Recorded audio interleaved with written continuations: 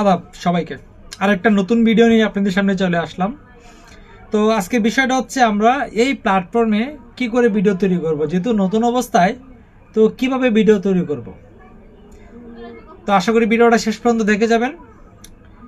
তো আমি সেই সমস্ত নতুন বন্ধুদেরকে উদ্দেশ্য করে বলবো যারা ইউটিউবে বা ফেসবুকে বা অনলাইন যে কোনো প্ল্যাটফর্মে আপনি কাজ করতে আসছেন, ইনকাম করতে চাচ্ছেন, সেই ক্ষেত্রে আপনি অবশ্যই কাউকে না কাউকে দেখে অনুপ্রাণিত হয়েছেন। সেটা হতে পারে আপনার কমেডি, হতে পারে কোনো শিক্ষণীয়।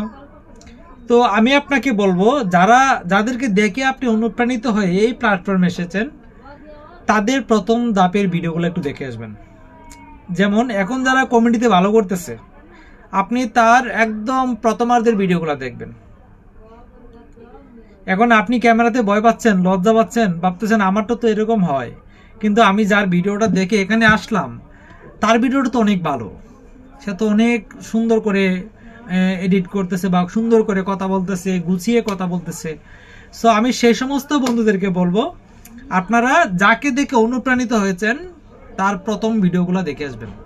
2 বছর 3 বছর বা 6 মাস 1 বছর আগের যে ভিডিওগুলো যে সে আপলোড করেছে সেই ভিডিওগুলো একটু দেখে আসবেন। তাহলে আপনি একটা ধারণা নিতে পারবেন যে ওনার প্রথম ধাপের ভিডিও থেকে এখনের ভিডিওগুলো কতটুকু আপডেট হয়েছে। এটা কিন্তু আস্তে আস্তে করার মাধ্যমেই কিন্তু উনি নিজেকে আপডেট করেছে এবং তার কাজগুলোকে আপডেট করেছে। তো আপনাদেরকেও বলবো, টেনশন নেবেন না।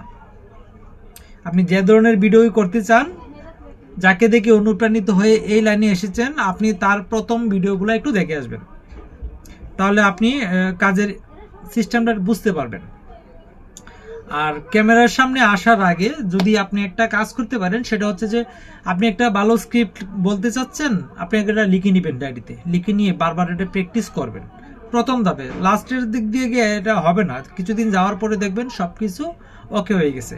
সো প্রথম ধাপে আপনি আগেই প্র্যাকটিস করে নেবেন, একটু বারবার 2-1 বার ট্রাই করে নেবেন, 2-4 বার ট্রাই করে নেবেন, তাহলে দেখবেন ক্যামেরার সামনে বলতে কিছু হবে।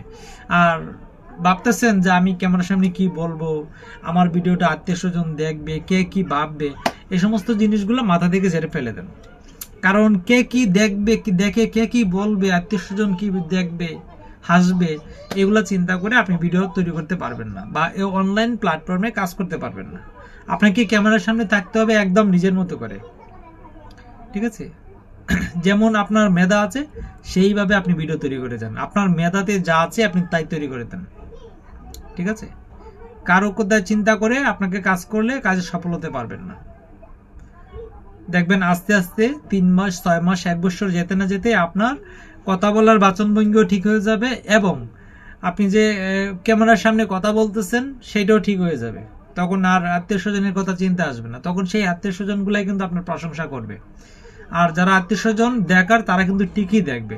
আর যারা আপনার দুর্নাম করবে বা আপনাকে হাসবে আপনার উপর, তারা কিন্তু এমনি তো হাসবে, আপনি যখন এমনি নর্মালি থাকবেন তখনও হাসবে এবং কাজ করলেও হাসবে।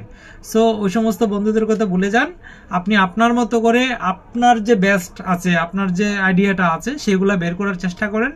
আর আস্তে আস্তে দেখবেন ধারাবাহিকভাবে আপনার ভিডিওগুলো সুন্দর হয়ে যাবে। প্রথম ধাপে হয়তো আপনার সাবস্ক্রাইব কম থাকতে পারে, আপনার ভিউটা একটু কম হতে পারে, ঠিক আছে? তো এটা নিয়ে চিন্তিত হবেন না, সময়ের সাথে সাথে দেখবেন এগুলো বেড়ে যাবে।